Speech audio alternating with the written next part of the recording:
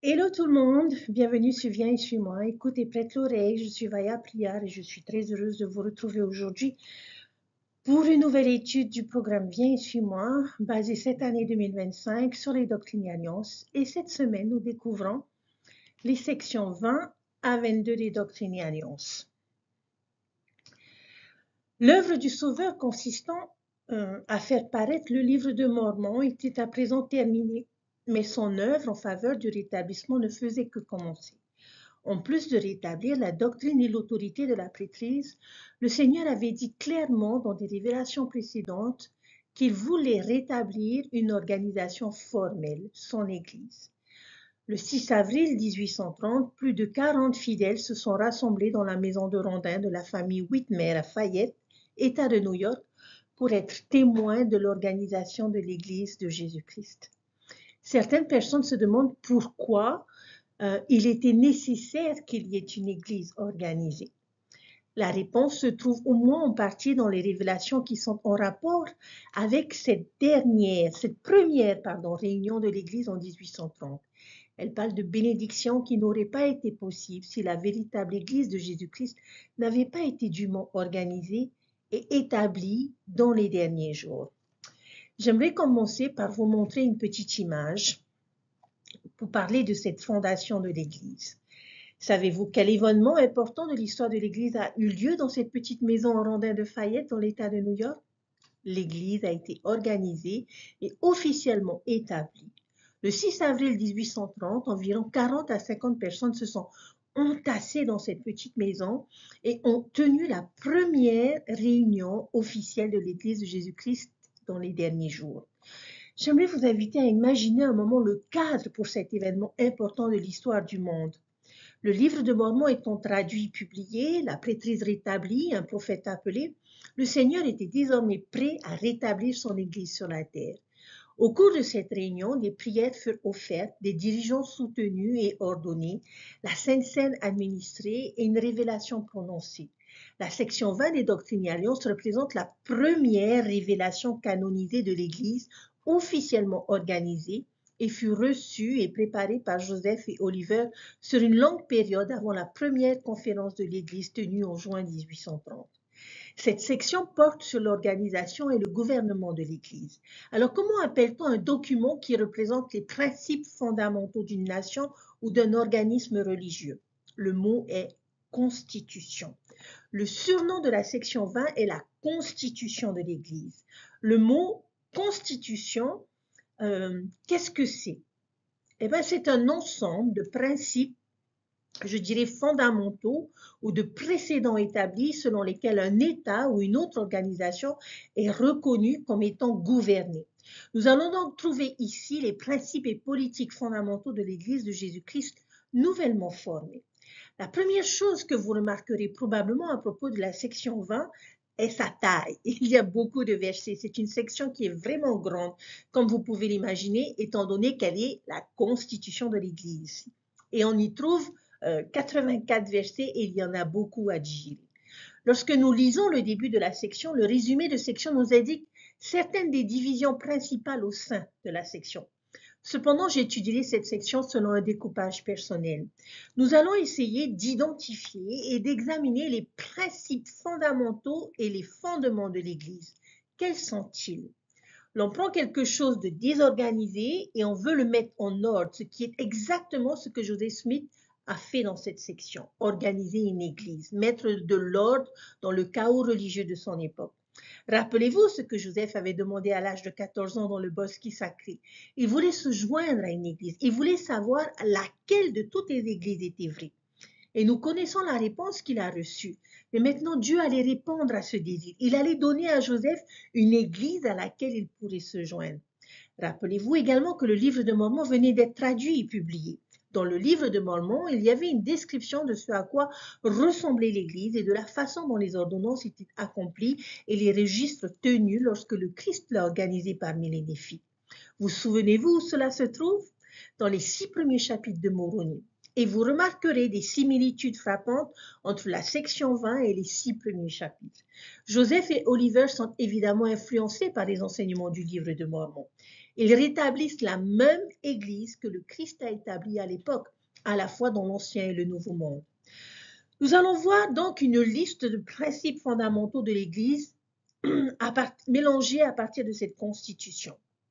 Et je vous invite à méditer sur l'importance de ces fondements pour l'Église.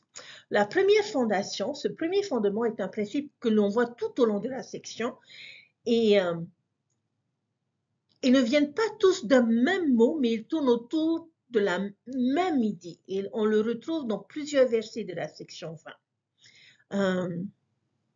Ce mot apparaît principalement dans les versets 58 et 73, et c'est le mot autorité. Notre Église est fondée sur l'autorité. Et vous pouvez voir ce thème se répandre tout au long de la section 20.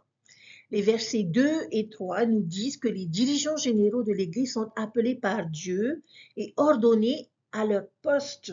Cela rappelle le 5e article de foi, n'est-ce pas? Le verset 26 enseigne que nous croyons aux prophètes qui sont inspirés et qui parlent par le don du Saint-Esprit avec autorité. Le verset 58 utilise en fait le mot autorité pour décrire les devoirs de la prêtrise. Et en fait, toute cette section parle des différentes autorités dont disposent les détenteurs de la prêtrise. Les versets 63 à 67 parlent de licence, de certificat, de présidence, d'autorisation d'accomplir certaines tâches. Puis le verset 73 contient en fait notre parole selon laquelle la personne qui est appelée par Dieu et qui a l'autorité de Jésus-Christ est la seule personne autorisée à accomplir l'ordonnance sacrée du baptême. Voilà pourquoi ce fondement est important, parce que nous croyons que l'Église doit être fondée sur l'autorité.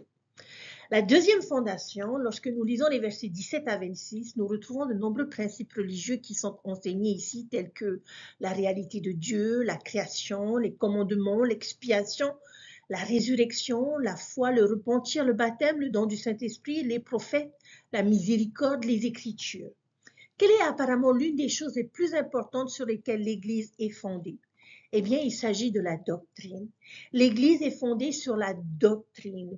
Pourquoi pensez-vous que la doctrine est un fondement important? Pour moi, la doctrine apporte stabilité et conviction.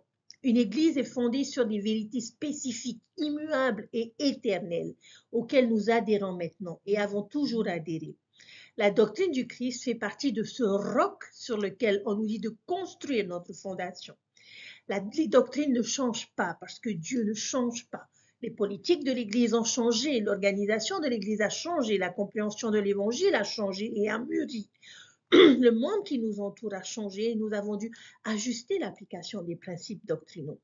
Mais les choses que nous trouvons ici dans ces versets sont des choses auxquelles nous avons cru et auxquelles nous avons adhéré en tant qu'Église depuis le premier jour. Et elles nous donnent stabilité et fiabilité. La doctrine nous unit également en tant qu'Église mondiale. Nous pouvons venir de pays différents, avoir des traditions différentes, parler des langues différentes, avoir des modes de vie différents, des cultures, des races ou des ethnies différentes. Mais nous partageons tous ces mêmes croyances fondamentales. Et combien il est réconfortant de savoir que partout où je vais dans le monde, si j'assiste à une réunion de Sainte-Seine dans une église, les doctrines qui sont enseignées seront toujours les mêmes. Le troisième fondement, dans les versets 38 à 69, sont clairement liés à un mot. Dans cette section, vous trouverez une description des responsabilités des différents offices au sein de la prêtrise et des membres généraux de l'Église. Vous avez les offices d'anciens, de prêtres, d'instructeurs, de diacres, puis de tous les membres de l'Église. Mais quel est le principe ou mot fondamental qui unit tous ces groupes? Le mot est devoir. L'Église est fondée sur le principe du devoir. Nous avons quelque chose à faire dans l'Église. Et pourquoi pensez-vous que le devoir est un fondement si important pour l'Église? Je pense que c'est l'une des principales raisons pour lesquelles l'Église a grandi si rapidement et avec succès au fil des années. Dieu nous donne à tous quelque chose à faire. Il y a un génie particulier dans le fait d'avoir un clergé laïque ou des dirigeants d'églises bénévoles non rémunérés. Cela comporte également ses propres défis particuliers. Mais nous ne nous contentons pas d'aller à l'église, d'être prêchés par un pasteur professionnel et de rentrer chez nous. Nous avons des responsabilités à assumer, des appels à remplir, un service à rendre, une vérité à enseigner et des membres à diriger. Le but de Dieu pour nous n'est pas seulement de nous inculquer des connaissances et des instructions, mais il veut également que nous devenions quelque chose. Et il sait que nous le devenons en faisant. Et nous faisons notre devoir. Le devoir est défini comme une obligation morale ou légale, une tâche ou une action que l'on est tenu d'accomplir. Avez-vous remarqué les mots obligation et requis dans cette définition? Quand quelque chose est votre devoir, ce n'est pas une suggestion ou une opportunité ou juste quelque chose d'agréable à faire si cela vous convient ou si vous avez le temps. Notre devoir est une obligation et les obligations nous aident à nous pousser vers la croissance et la compétence. La quatrième fondation. Quel principe fondamental est enseigné dans les versets 37, 70 à 79? Vous constaterez que ces versets décrivent le baptême, la bénédiction des enfants et la Sainte Seine. Quelles sont ces choses? Eh bien, ce sont des ordonnances. Nous sommes une église fondée sur des ordonnances. Une ordonnance est un acte sacré et formel accompli par l'autorité de la prêtrise. Pourquoi pensons-nous que les ordonnances sont un fondement si important pour l'Église? Eh bien, tout simplement parce qu'elles nous donnent des moments de référence qui sont mémorables et significatifs. Elles nous inspirent et nous enseignent. Dieu est un grand enseignant. Et en tant qu'enseignante moi-même, je sais que plus j'implique mes sens dans une leçon, et plus elle sera mémorable. Si j'enseigne quelque chose directement, seules les oreilles sont sollicitées et ce n'est pas aussi puissant. Mais lorsque j'utilise des images, des leçons d'objets, des activités ou même parfois des odeurs et des goûts, ils restent mieux gravés dans l'esprit. Et c'est le même principe avec les ordonnances.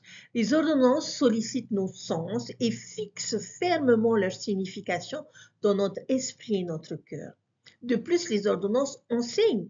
Elles nous enseignent par le biais du symbolisme. Elles nous font réfléchir et nous posent des questions.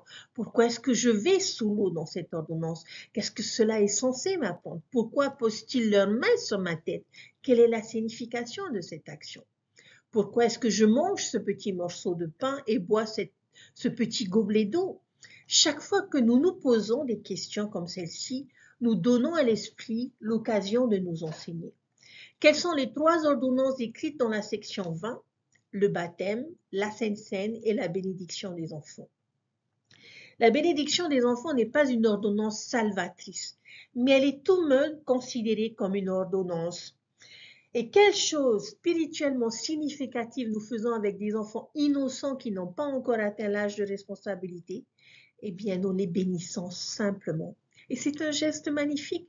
Tout comme Jésus l'a fait avec les enfants des Néphites à abondance, il les a pris un par un et les a bénis. Ils ne sont pas assez âgés pour faire des alliances ou pour comprendre leur signification car ils n'ont pas encore atteint l'âge de responsabilité. Et le verset 71 nous donne des éclaircissements sur ce que l'on entend par l'âge de responsabilité. C'est quelqu'un qui est capable de se repentir. Un enfant de 3, 4 ou 5 ans n'est pas vraiment capable de comprendre et de saisir le principe du repentir. Par conséquent, ils ne peuvent pas se repentir, ce qui est normal parce qu'ils ne peuvent pas non plus pécher. Le baptême est une ordonnance salvatrice, une ordonnance requise pour l'exaltation. Et l'ordonnance de la Sainte Seine renouvelle nos alliances que nous faisons au baptême. J'aurais facilement pu choisir ce mot pour représenter également cette section. Les alliances sont également un fondement de l'Église étroitement lié aux ordonnances. Les alliances sont des promesses sacrées entre l'homme et Dieu. Et la seule raison pour laquelle je n'ai pas utilisé ce mot est que la bénédiction des enfants n'implique pas une alliance. Ce n'est pas le cas de toutes les ordonnances. Mais les alliances sont une partie extrêmement importante de ce que nous faisons dans l'Église. Nous croyons qu'il faut faire des promesses, tenir des engagements vis-à-vis de notre Père Céleste, selon lesquels nous nous efforcerons d'agir d'une certaine manière, de faire certaines choses et d'accomplir nos devoirs, comme nous l'avons dit plus tôt. Nous prenons les ordonnances au sérieux et le Seigneur va révéler davantage de ces cérémonies sacrées au prophète Joseph Smith au fil du temps. Et finalement, il recevra également les ordonnances et les alliances du temple.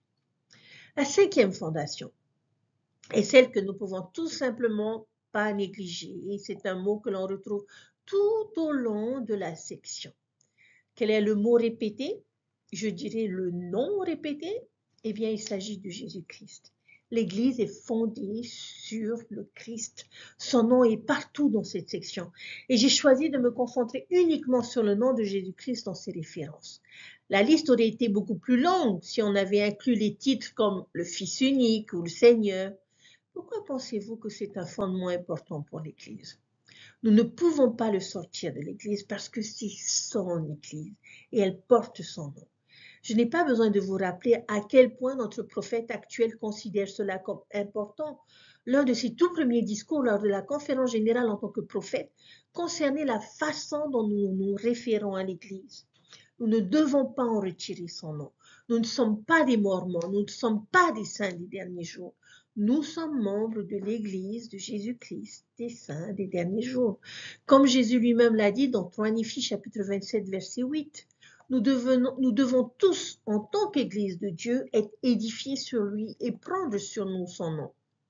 Nous faisons alliance et nous efforçons d'être comme lui, de suivre son exemple et de nous appuyer sur ses enseignements et son expiation. Je pense qu'il est important de reconnaître que si nous sommes fondés sur le Christ, nous sommes donc également fondés sur Dieu le Père. Je pense qu'il est significatif que Jésus pointe toujours vers le Père et lui donne crédit de toutes choses. Dans notre zèle à suivre, à croire et à aimer Jésus-Christ, nous ne devons pas non plus oublier ou négliger notre dévotion et notre adoration à notre Père céleste. Si nous voulons voir quelques exemples de ces choses, je vous invite à relire la section et à les retrouver dans les versets 17, 21, 24 et 29. Le dernier fondement que j'aimerais souligner est de nature plus générale. Le mot lui-même n'apparaît qu'une seule fois dans toute la section, mais l'idée est partout. C'est le thème de la section, l'axe majeur ou l'essence de toute la constitution de l'Église. Et ce mot se trouve au verset 68. Et il s'agit du mot ordre. L'Église est fondée sur l'ordre. Et toute cette section parle de cette vérité. Pourquoi pensez-vous qu'il s'agit d'un fondement important? Darling H. Oaks a déclaré: malgré les bonnes œuvres qui peuvent être accomplies sans Église, la plénitude de la doctrine et ses ordonnances salvatrices et exaltantes ne sont disponibles que dans l'Église restaurée. De plus, la fréquentation de l'Église nous donne la force et le renforcement de la foi qui découle de l'association avec d'autres croyants et de l'adoration avec ceux qui s'efforcent également de rester sur le chemin de l'alliance et d'être de meilleurs disciples du Christ. Fin de citation. Pourquoi, pour lequel de ces fondements, chers frères et sœurs, êtes-vous particulièrement reconnaissants et pourquoi? Que pourrions-nous faire cette semaine pour montrer notre gratitude envers l'Église organisée du Christ? Permettez-moi de vous faire quelques suggestions. Nous pouvons soutenir nos dirigeants, nous pouvons étudier la doctrine de l'Église, nous pouvons accomplir notre devoir dans les appels et les responsabilités de l'Église, nous pouvons centrer notre vie sur le Christ en suivant son exemple. Je vous invite à réfléchir et à écrire les raisons pour lesquelles l'Église est importante pour vous. Pour moi, je suis tellement reconnaissante que Dieu soit juste un Dieu d'ordre. Il suffit de regarder l'univers qu'il a créé. Il y a de l'ordre dans la physique, les mathématiques, la chimie, la biologie et toutes ces créations qui nous entourent témoignent de cet ordre.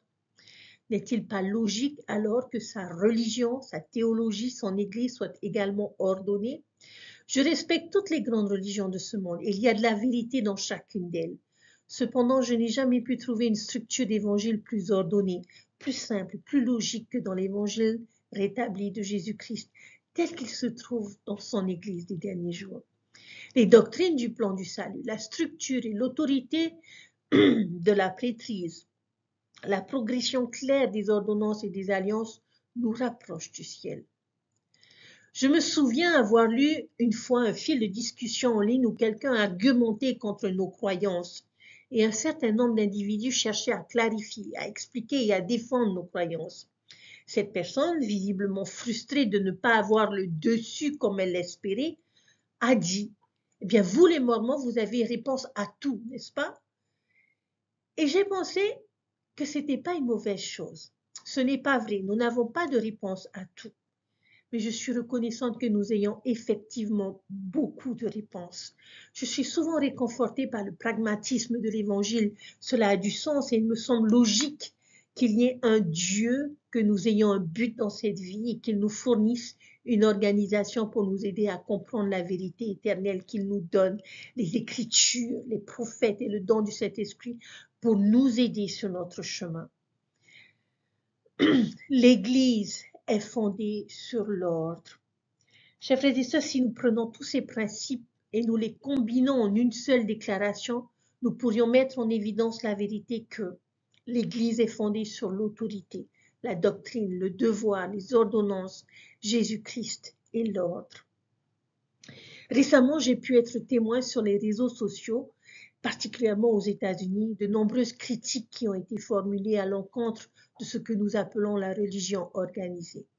Nombreux sont ceux, malheureusement, de la génération montante qui ont adopté la position selon laquelle ils sont spirituels mais pas religieux, qu'ils n'ont pas l'impression d'avoir besoin du fondement ou de la structure d'une église pour adorer Dieu ou se sentir proche du Christ.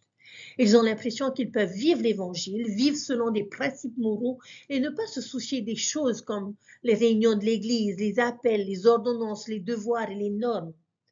Et ma réponse à cela serait, vous savez quoi? Vous pourriez probablement vivre une vie très morale, bienveillante et prospère sans le fondement et le cadre de l'Église. Mais qu'est-ce que cela a à voir avec quoi que ce soit?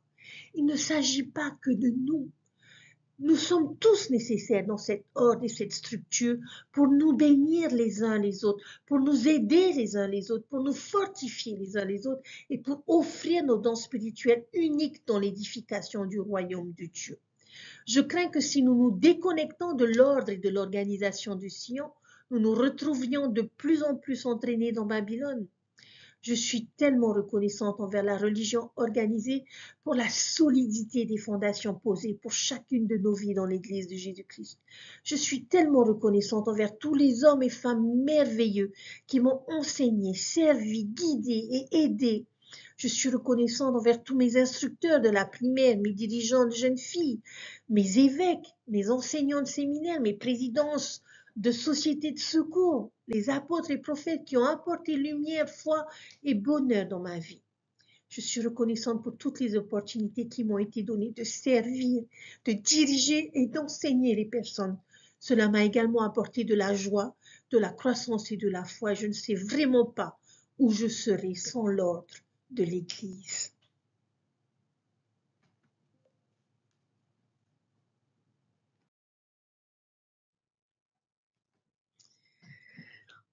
Très bien. Alors, dans la section 20, j'aimerais à présent revenir sur un des fondements que nous avons étudiés qui pour moi est essentiel pour nous et pour l'Église et que malheureusement nous avons tendance à négliger. Et ce fondement est notre devoir. Je vais prendre une image d'un gyroscope. Comment est-ce qu'un gyroscope fonctionne? Eh bien, c'est un peu comme une toupie et ce que vous faites, c'est enrouler une ficelle autour de la barre centrale et tirer fort, ce qui la fait tourner super vite. On peut l'équilibrer sur un morceau de ficelle et voilà qu'elle reste en l'air. Mais que va-t-il se passer dès que ce gyroscope ralentira et arrêtera de tourner? Il va tomber. Tant que cela bouge, il ne bougera pas. J'aime beaucoup cette illustration pour montrer l'importance de faire quelque chose dans l'Église, de travailler, de rester actif dans l'Église. Tant que nous restons actifs et faisons des choses, nous ne tomberons pas. Et pour nous aider à savoir quoi faire, l'Église nous donne des devoirs.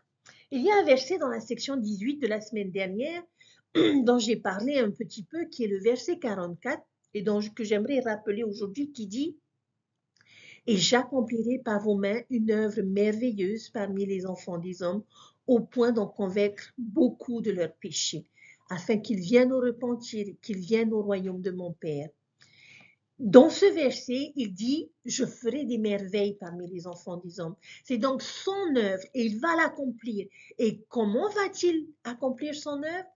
Par nos mains. Je ferai des merveilles. Il va nous utiliser pour y parvenir. Moïse, je pense, est l'un des plus beaux exemples de cette dynamique. Depuis le buisson ardent, Dieu a dit à Moïse, « J'ai vu la souffrance de ton peuple qui est en Égypte, j'ai entendu ses cris, je connais ses douleurs et je suis descendu pour le délivrer de la main des Égyptiens et pour le faire monter de ce pays vers un meilleur pays. » Donc, il utilise le même genre de langage. J'ai vu leur souffrance, je vais les délivrer. Et Moïse lui dit, oh Seigneur, merveilleux. Il est temps que tu fasses quelque chose à propos de ce problème et je suis soulagé de t'entendre dire ces choses-là. Mais le Seigneur lui dit, viens maintenant, je t'enverrai vers Pharaon pour que tu fasses sortir d'Égypte ton peuple, les enfants d'Israël. Et là, Moïse regarde le Seigneur et lui dit, mais qui suis-je pour aller vers le Pharaon et faire sortir d'Égypte les enfants d'Israël? En fait, il ne s'attendait pas à ça. Il s'est dit, mais Seigneur, c'est toi qui dois le faire, c'est toi qui es Dieu, c'est toi qui es tout-puissant. Pourquoi est-ce que tu m'impliques? Et le Seigneur le rassure en lui disant, certainement, je serai avec toi. Chers frères et sœurs, c'est la même chose pour nous. C'est l'œuvre de Dieu. Mais nous avons le privilège et l'opportunité de l'aider dans cette œuvre. Il accomplit son œuvre à travers nous, et n'est-ce pas quelque chose de formidable? Rappelez-vous qu'il essaye de faire de nous des œuvres de Dieu. Comment pouvons-nous devenir comme lui s'il ne nous donne pas la chance de faire le genre de choses qu'il fait? J'aime aussi dans ce verset les deux manières différentes dont il utilise le mot travail. Vous avez le verbe accomplir et le nom œuvre. Il accomplira une œuvre merveilleuse. C'est la partie effort de l'équation. Le deuxième mot, œuvre, comme si nous parlions d'une œuvre d'art, quelque chose qui est créé. Dans un sens, l'évangile est une œuvre d'art. Mais comme toute grande œuvre d'art, il faut du travail pour la créer. Les grandes œuvres demandent du travail. Par nos mains, Dieu nous enrôle dans ces œuvres merveilleuses. Alors, avec cela comme toile de fond, revenons à la section 20 et examinons la section sur nos devoirs. Je vous invite à noter des verbes que vous allez trouver dans votre lecture de cette section, que j'appelle des verbes vertueux. Quelles sont toutes les choses que les détenteurs de la prêtrise et les membres font? Que font-ils? Je ne vais pas entrer dans les détails sur les fonctions de chaque office, mais on va examiner toutes ces choses dans leur ensemble. Je n'exclurai pas les femmes des fonctions de cette liste, simplement parce que nous parlons des offices de la prêtrise. À part un petit nombre d'entre elles comme l'ordination, tous les membres de l'Église devraient être impliqués dans ces verbes. Et on trouve les verbes ordonner, administrer, confirmer, enseigner, expliquer, exhorter, baptiser, veiller sur, prendre la direction, conduire, prêcher, visiter, s'occuper d'eux, aider, être avec, fortifier, voir, rencontrer, avertir et inviter. C'est une liste de verbes assez impressionnante, n'est-ce pas? Mais chacun de ces verbes a un monde de signification derrière lui. Nous pourrions parler profondément de chacun d'entre eux, mais nous n'allons pas faire cela. Parmi cette liste, quel est votre verbe préféré et pourquoi pensez-vous que Dieu veut que nous fassions cela? La vérité que l'on nous enseigne ici, chers frères et sœurs, c'est que Dieu accomplit de grandes œuvres à travers nous. Alors, chers frères et sœurs, mettons-nous au travail. Je suis tellement reconnaissante d'avoir un Père céleste qui est prêt à nous laisser participer à son œuvre merveilleuse. Nous avons le privilège d'être des instruments entre ses mains. Et tout comme Moïse, il accomplira de grandes choses à travers nous. Et tant que nous travaillerons sur la grande œuvre d'art, ce chef-d'œuvre qui est Sion, nous ne tomberons pas. Et nous devons prendre conscience que nous sommes des instruments entre les mains de Dieu, des partenaires avec lui capables d'accomplir cette œuvre merveilleuse. Dieu œuvre à travers chacun d'entre nous. Être nécessaire est passionnant et motivant, n'est-ce pas? L'œuvre du Seigneur ne se produit pas seulement pour eux ou autour d'eux, mais à travers eux. Et c'est pour cette raison qu'il est nécessaire de rester engagé, de remplir activement notre rôle dans son Église avec la promesse que si nous le faisons, chers frères et sœurs, nous ne tomberons pas.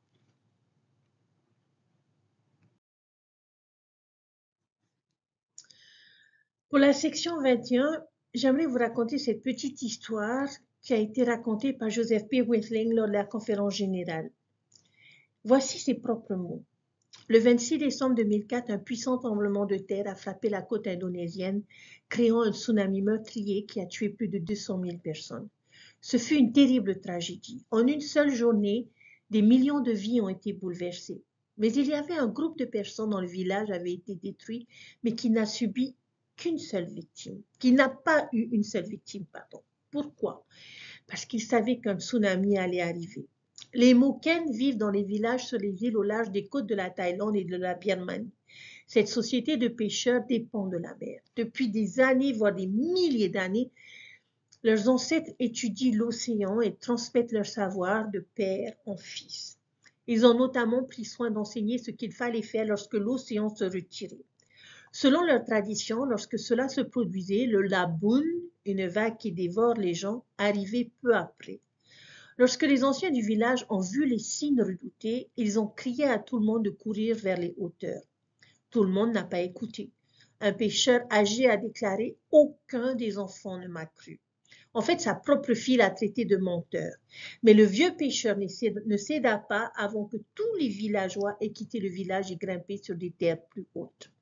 Le peuple Moken a eu la chance d'avoir quelqu'un de convaincu qui les a prévenus de ce qui allait suivre. Les villageois ont eu de la chance parce qu'ils ont écouté. Et s'ils ne l'avaient pas fait, ils auraient peut-être péri. Avec cette histoire à l'esprit, chers frères et sœurs, nous allons passer à la section 21. La date de cette révélation est ce qui me frappe le plus. Quand et où cette révélation a-t-elle été reçue? Le 6 avril 1830 dans la maison de Peter Whitmer à Fayette, New York. Nous savons que c'est important parce que c'est le jour où l'Église a été organisée. Et le jour où l'Église a été organisée, Dieu n'a donné qu'un seul commandement. De toutes les vérités, devoirs ou instructions qu'il aurait pu donner ce jour-là, quel était le commandement qu'il voulait souligner? Et il le donne même dans le langage d'un commandement. Et quel est ce premier commandement de l'Église organisée du Christ? Il se trouve au verset 4. Et qu'est-ce qu'il nous dit? C'est pourquoi je parle aux membres de l'Église, vous prêterez l'oreille à toutes ces paroles et à tous les commandements qu'il vous donnera à mesure qu'il les reçoit marchant en toute sainteté devant moi. Car vous recevrez sa parole en toute patience et avec une foi absolue, comme si elle sortait de ma propre bouche. En un mot, chers frères et sœurs, le premier commandement donné dans la nouvelle Église était de suivre le prophète. Tout comme le vieux pêcheur du village Moken, Dieu nous a envoyé des hommes sages et intelligents qui connaissent et peuvent voir les dangers qui nous entourent. Avec amour, ils lancent leur avertissement et nous ferions bien d'y prêter attention. Cette section, la section 21, regorge de grandes vérités sur les prophètes. Nous allons dans notre étude essayer de trouver les différents titres que portent les prophètes, toutes les instructions qui nous sont données en ce qui concerne les prophètes et toutes les bénédictions promises pour ceux qui suivent les prophètes. Quels sont les titres des prophètes? Nous avons voyants, traducteurs, prophètes, apôtres de Jésus-Christ et anciens. Tous ces titres se trouvent au verset 1. Mais on pourrait aussi ajouter le titre donné à Oliver Cowdery dans le dernier verset de la section, où il est appelé le premier prédicateur de l'Église. J'aimerais que vous puissiez regarder cette liste de définitions et ce que chacun de ces mots suggère sur nos dirigeants. On pourrait même ajouter le terme révélateur, qui est un titre que nous associons généralement aux prophètes. Il ne figure pas dans la section 21, mais on le retrouvera dans l'étude de la section 124. Alors, un prophète est un voyant.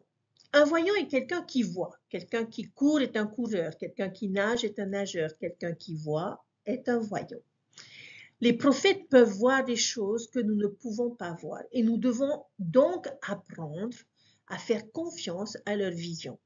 Un exemple récent de voyance, au cours de l'année précédant la pandémie, quel changement majeur Russell M. Nelson et les dirigeants de l'Église ont-ils mis en œuvre? Un enseignement centré sur le foyer et soutenu par l'Église. Je ne dis pas que le président Nelson avait réellement une vision de la pandémie et savait exactement ce qui allait arriver et a décidé de faire ce changement pour s'y préparer. Mais Dieu l'a fait et l'a inspiré à faire ce changement. Par conséquent, lorsque le Covid a frappé, eh bien, nous étions beaucoup mieux préparés en tant qu'Église et en tant que peuple grâce à cette vision. Également, dans un sens plus particulier, les prophètes nous avertissent des problèmes à venir et nous promettent des bénédictions à venir en fonction de nos actions. Ils nous avertissent des dangers de la malhonnêteté, de l'orgueil, de la pornographie et de l'alcool parce qu'ils voient les calamités futures que ces choses apportent. Ils nous encouragent à prier, à étudier les Écritures, à nous servir les uns les autres et à suivre l'exemple du Christ parce qu'ils voient la paix et le bonheur futur que ces choses apportent. Nous devons faire confiance aux voyants comme le vieux pêcheur du village Moken, les écouter. Un traducteur, je pense que cela peut signifier plus que simplement prendre quelque chose d'une langue et le mettre dans une autre. Joseph Smith a certainement tenu ce rôle, mais qu'est-ce que cela pourrait signifier d'autre? Un traducteur est aussi quelqu'un qui exprime les choses en termes plus compréhensibles. Quelle belle description! Et ils le font, n'est-ce pas? Parfois, la langue des Écritures est difficile à comprendre, mais les prophètes parlent dans notre langue, selon notre époque, et ils deviennent ainsi des traducteurs des principes difficiles et des vérités de l'Évangile. Je ne vais pas tout faire, mais chaque définition est riche de sens. J'aime le fait que dans la définition officielle d'un apôtre que j'ai recherché en ligne, on dit que c'est l'un des membres du conseil administratif mormon de 12 hommes. L'Église est en fait mentionnée dans la définition officielle du mot apôtre. Je ne vois aucune autre Église spécifiquement mentionnée. Nous sommes vraiment bénis d'être dirigés par des apôtres de Jésus-Christ. Et j'aime aussi l'une des définitions du prédicateur, celui qui exhorte à accepter ou à abandonner une idée ou une ligne de conduite. Nos prophètes des derniers temps le font clairement. Ils nous donnent des conseils et des directives. Ils nous demandent d'accepter certaines choses et d'en abandonner d'autres. Et nous ferions bien mieux de les suivre. Ce qui nous amène à notre prochaine catégorie. Que devrions-nous faire? Comme nous l'avons dit au début, nous devons prêter attention à toutes ces paroles et à tous ces commandements. Alors, décortiquons un peu cette phrase. Prêter attention. C'est à quoi devons-nous prêter une attention particulière? Aux paroles et aux commandements. Pourquoi ces deux-là? Est-ce qu'ils veulent dire la même chose? Je pense qu'il y a une différence entre les paroles d'un prophète et ses commandements. Parfois, les prophètes nous donnent des commandements, des changements de politique, des définitions spécifiques de la dignité, des déclarations officielles de croyance ou d'instruction.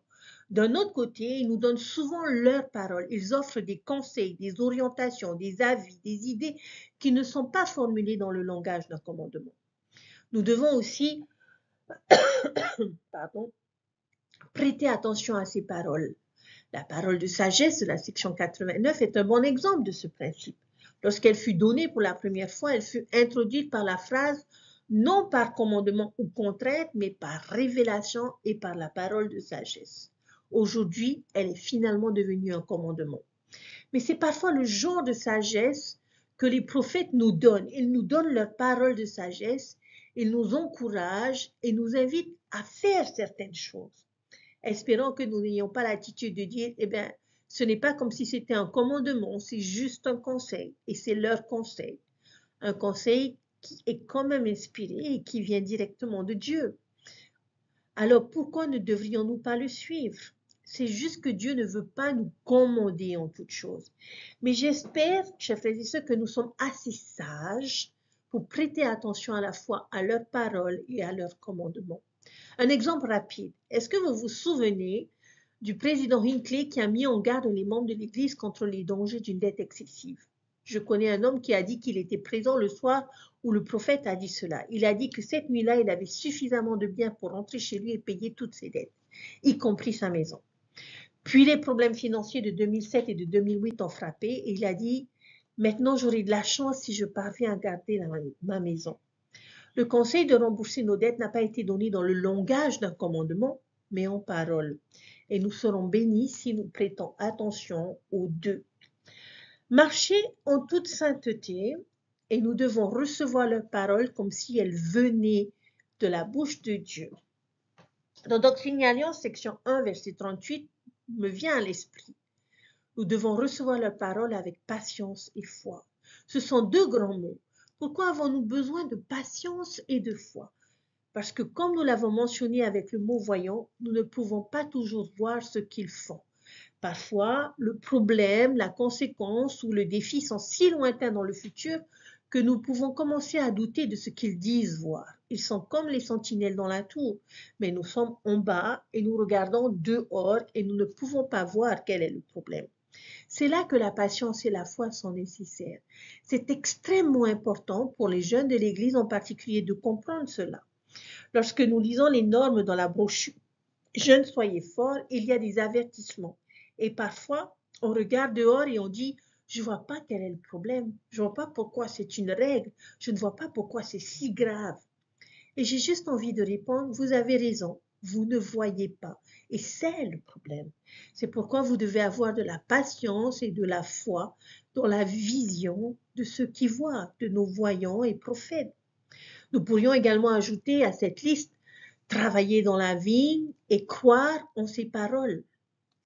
Mais une question personnelle ici.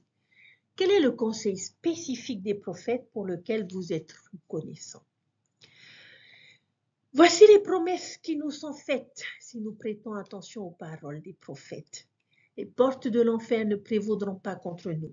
Le Seigneur dispersera les puissances des ténèbres devant nous et il fera trembler les cieux pour notre bien. Son nom est la gloire. Quelle promesse glorieuse! Je suis intriguée par le fait qu'il soit dit que les portes de l'enfer ne prévaudront pas contre nous et que les puissances des ténèbres se dissiperont devant nous. Dans l'image, qu'est-ce qui est à l'offensive et qu'est-ce qui est sur la défensive? Nous sommes à l'offensive. Nous sommes ceux qui attaquent l'enfer et les ténèbres. Souvenez-vous de l'image de l'épée. Nous menons un combat contre Satan. Nous abattons les portes de l'enfer et combattons la puissance des ténèbres. Qu'est-ce qui nous donne l'avantage dans la bataille contre Babylone? C'est en suivant le prophète. Et Dieu fera déborder les cieux pour notre bien. Et c'est ce que le mot trembler signifie dans ce cas. Cela signifie déborder de bonté, de gloire. Suivre les prophètes fera cela pour nous. Au verset 9, il nous promet une puissante bénédiction. La question que j'aimerais nous poser est, quelle puissante bénédiction avez-vous reçue pour avoir suivi les prophètes? Chers frères et sœurs, si nous prêtons attention aux prophètes, aux paroles et aux commandements de nos prophètes avec patience et foi, nous recevrons de la force contre le mal et recevrons une puissante bénédiction. Je voudrais conclure cet enseignement avec mon témoignage personnel sur la puissance des prophètes. Je témoigne que ces hommes sont inspirés par Dieu, que Russell M. Nelson est un homme bon, un homme de Dieu, un homme qui est un prophète, un révélateur, un traducteur, un voyant, un ancien, un apôtre et un prédicateur appelé par Dieu. Nous avons tellement de chance d'avoir le leadership incroyable d'hommes comme lui et comme Darling H. Oaks, Henry B. Eyring, Jeffrey Howland, Dietrich F. Uchtdorf et de tous les autres prophètes vivants. Je prie pour que nous prêtions attention à toutes leurs paroles et commandements. Les tsunamis et les ténèbres du monde ne nous écraseront jamais tant que nous suivrons les prophètes avec patience et foi. J'ai une profonde gratitude et beaucoup d'amour pour ces frères, de réaliser à quel point nous sommes chanceux dans l'Église d'avoir des disciples incroyables et des exemples fidèles comme dirigeants. Un bon leadership est vraiment difficile à trouver de nos jours et nous en sommes gâtés dans l'Église. Dans un monde rempli de confusion, de valeurs changeantes et de dangers spirituels, nous devons avoir le témoignage que Dieu a placé des sentinelles sur les tours, des prophètes qui peuvent voir ce que nous ne pouvons pas voir. Et je nous invite à nous préparer pour notre prochaine conférence générale, à écouter et prêter attention à leurs enseignements. Président Russell M. Nelson a dit un jour, c'est précisément parce que nous nous soucions profondément de tous les enfants de Dieu et nous proclamons sa vérité. Nous ne disons pas toujours aux gens ce qu'ils veulent entendre. Les prophètes sont rarement populaires, mais nous enseignerons toujours la vérité. Chers frères et sœurs, quelle est la chose que le président Nelson, autre dirigeant de l'Église, nous a demandé de faire récemment? Et comment pouvons-nous l'appliquer dans notre vie cette semaine? Le premier commandement donné à l'Église organisée de Jésus-Christ était « Prêtez attention à toutes les paroles et à tous les commandements du prophète avec patience et foi. » Je songe à la maison de rondins de Peter Whitmer à Fayette, dans l'État de New York, dont les dimensions étaient de 7 mètres sur 10. Il y avait 2 petites chambres à l'étage. La famille de Peter Whitmer vivait là. Ils n'avaient ni eau courante ni sanitaire dans la maison. Il y avait un puits à l'extérieur et seulement un âtre pour faire la cuisine et chauffer la maison. Mais c'est dans cette construction modeste que l'Église a été organisée il y a 195 ans. Réfléchissons à cela. Le prophète avait reçu une révélation comportant des directives pour l'organisation de l'Église. Et dans cette maison de rondins modeste, non seulement l'Église a été organisée, mais la traduction du livre de Mormon a été terminée dans l'une des chambres de l'étage qui avait été mise à la disposition du prophète Joseph et d'Oliver Cowdery. C'est dans cette petite ferme qu'ont été ordonnés les premiers anciens de l'Église. Le prophète Joseph a ordonné Oliver Cowdery, puis Oliver a ordonné Joseph Smith. Dans cette petite ferme s'est également tenue la première réunion de Sainte Seine après l'organisation de l'Église. Imaginez la scène. Les sœurs ont apporté du pain et du jus de raisin pour cette première Sainte Seine. Ce furent les humbles débuts de ce dont nous sommes témoins ici aujourd'hui. Nous sommes des millions de saints du dernier jour. Aujourd'hui, ces jours sont formidables. Nous étions impatients de venir sur la terre à cette époque. Nous savions que nous ne serions pas laissés à l'abandon dans le brouillard de plus en plus épais et confus de l'adversaire, mais que nous pourrions plutôt prendre conseil auprès de celui qui est autorisé à nous dire, à nous et au monde entier, ainsi dit le Seigneur Dieu. Je témoigne que nous avons un prophète aujourd'hui, président Russell M. Nelson, président de l'Église en sa qualité de prophète, est le représentant de Dieu sur terre et est désigné pour diriger son Église. Cela a été vrai dans le passé, comme c'est indiqué dans l'Ancien Testament, dans le Nouveau Testament et dans le livre de Mormon. Et c'est vrai dans cette dernière dispensation de la plénitude des temps, avec le rétablissement de l'Église de Jésus-Christ et saints des derniers jours.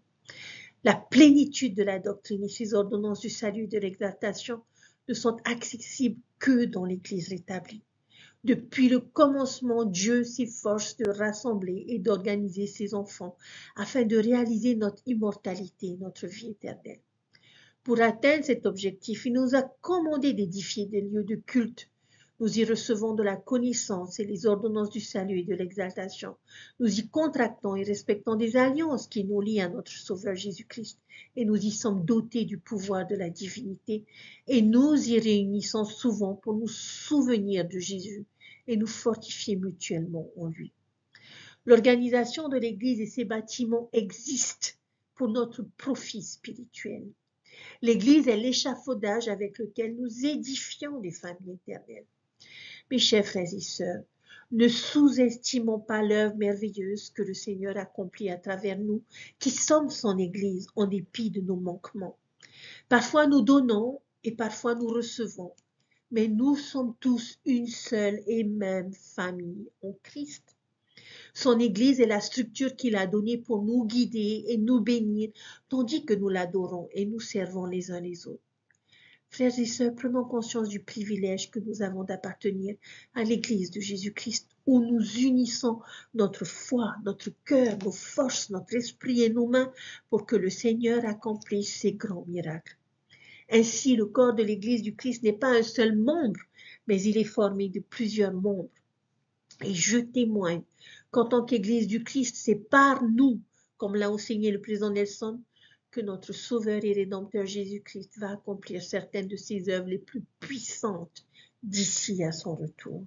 Le Seigneur a dit, voici, je hâterai mon œuvre en son temps, et je vous donne le commandement de vous assembler, de vous organiser, de vous préparer et de vous sanctifier. Oui, purifiez-vous le cœur et lavez-vous les mains et les pieds devant moi, afin que je vous rende purs. Chers frères et sœurs, puissions-nous répondre à cette invitation divine. Je témoigne que l'Église de Jésus-Christ des saints des derniers jours est l'Église du Christ sur la terre. Il en est le maître, il en est le fondement. Je témoigne que Dieu vit et qu'il nous aime et qu'il nous a donné une Église aujourd'hui pour pouvoir nous édifier, pour pouvoir nous rétablir, pour pouvoir nous construire et pour pouvoir progresser. Je suis reconnaissante d'appartenir à cette Église que je sais est vraie. Je suis reconnaissante pour cette Église rétablie le 6 avril 1830 et je remercie le prophète Joseph Smith et toutes ces personnes qui ont été présentes ce jour-là. Et je remercie toutes celles qui ont continué à œuvrer sans relâche pour que cet évangile et cette église se répandent à travers le monde. Je suis reconnaissante envers nos missionnaires qui donnent de leur vie pour que cet évangile puisse continuer d'être établi et rétabli en ces derniers jours. Chers frères et sœurs, puissions-nous prendre conscience de toutes ces choses que le Seigneur nous donne. Une église, un prophète et des devoirs. Et puissions-nous être attentifs à toutes ces choses que le Seigneur nous donne et ne pas les gaspiller. Nous approchons notre conférence générale, chers frères et sœurs. Préparons-nous. Préparons-nous à entendre, à prêter attention aux paroles de nos prophètes et apôtres avec patience et avec foi. C'est mon enseignement que je vous laisse cette semaine au nom de notre Sauveur Jésus-Christ. Amen. Je prie que nous passions cette semaine avec la reconnaissance et la gratitude dans notre cœur de cette Église rétablie il y a plus de 195 ans qui fait partie de notre vie aujourd'hui. Et je prie que nous soyons des acteurs actifs et non passifs dans cette œuvre grande et merveilleuse. Prenez soin de vous et je vous dis à très bientôt. Bye.